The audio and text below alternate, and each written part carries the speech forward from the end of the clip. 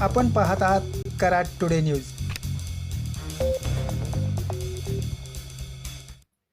कोयना पाणलोट क्षेत्रात मुसळधार पावसाचा जोर कायम असून कोयना नवजा येथे रात्रीत 250 मिलीमीटर पाऊस नोंदला गेला आहे.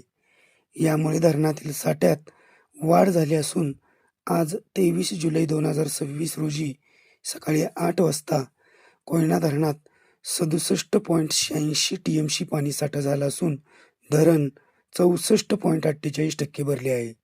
सकाळी 8 वाजेपर्यंत कोयना येथे 132 मिलीमीटर, नवजा येथे 122 मिलीमीटर तर महाबळेश्वरला 146 मिलीमीटर पावसाची नोंद झाली आहे. सध्या धरणात 45,000 क्युसेक पाण्याची आवक सुरू असून आज सातारा जिल्ह्यातील घाटमाथ्याला ऑरेंज अलर्ट जारी करण्यात आला आहे.